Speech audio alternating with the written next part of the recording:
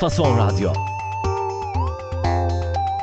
Fason Radyo'ya hoş geldiniz. Bakü stüdyosundan, Azerbaycan'dan haberler programıyla yine sizlerleyiz. Ben Özlem. Mən də Əli. Hər kəsi salamlayıram. Ali, bugün 29 Eylül 2025 Pazartesi. Gündem yine dop dolu görünüyor. Başlayalım mı? Başlayaq Özlem. Bugünə Gəncədən müsbət bir xəbərlə başlamaq istəyirəm. Prezident İlham Əliyev və 1-ci xanım Mehriban Əliyeva Gəncədə keçirilən 3-cü MDB oyunlarının açılış mərasiminə qatılıblar. MDB oyunları, bu BDT oluyor sanırım, Bağımsız Devletler Topluluğu değil mi? Bəli, tam olaraq elədir. Müstəqil Dövlətlər Birliyi. Mərasim çərçivəsində cənab prezident və xanımı şəhid övladları ilə da səmimi bir görüş keçiriblər. Bu həm idmana, həm də cəmiyyətin dəyərlərinə verilən önəmi göstərir. Şehit çocuklarıyla görüşmeleri çok ince bir davranış. Kulağa çok hoş geliyor. Ama Ali, dün sanki bölgede sular duruluyor, Paşinyan barış ilan etti filan diyorduk. Bugün durum nasıl? O havadan eser var mı hala? Təəssüf ki, bəzi məsələlərdə hələ də gərginlik qalır. Dayanoktaran şahidinin xəbərinə görə, Bakı, Ermənistan baş naziri Paşinyanın Zəngəzur dəhlizi ifadəsinə yönəlik tənqidlərinə sərt reaksiya verib. Hayda, yine mi Zengezur koridoru meselesi? Nasıl bir tepki bu? Azərbaycan mətbuatı Paşinyanın bu mövqeyini aciz bir manipulyasiya kimi qiymətləndirir. Deyilir ki, Paşinyan söz oyunları ilə üçtərəfli bəyanatın öhdəliklərindən yayınmağa çalışır. Aciz bir manipülasyon. Yani çaresizce laf çeviriyor diyorlar, anladım. Demek ki masada barış demekle sahadaki gerçekler her zaman aynı hızda ilerlemiyor. Bəli, görünən budur.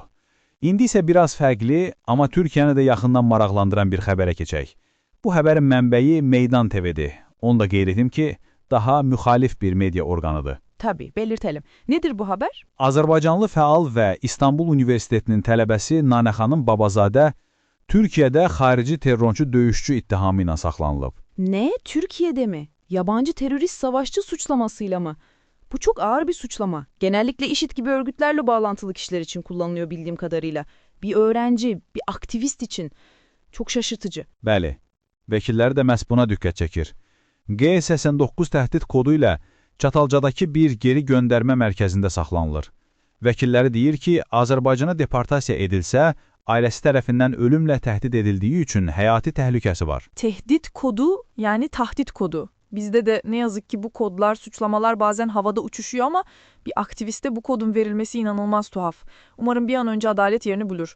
İnsan hakları demişken dün konuştuğumuz o can sıkıcı davalarda bir gelişme var mı? Var. Təəssüf ki, o sahədə də vəziyyət mürəkkəbdir. Yenə Meydan TV-nin xəbərinə görə, Abzas media işi üzrə həbsdə olan qadın jurnalistlər Sevinç Vaqif qızı, Elnarə Qasımova və Nərgiz Absalamova Bakıdan yüzlərlə kilometr uzaqdakı Lənkəran həbsxanasına köçürülüblər. Neden o kadar uzağa? Aileleri Bakü'de değil miydi? Bu resmen bir cezalandırma yöntemi gibi. Aileleriyle görüşmesinler diye yapılıyor sanki. Vəkilləri və ailələri də eyni şeyi deyir.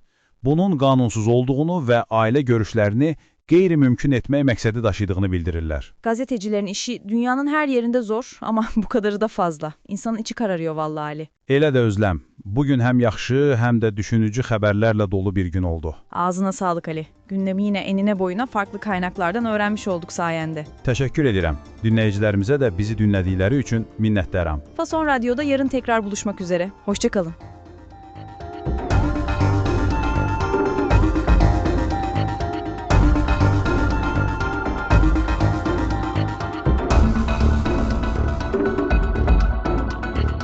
Fason Radyo.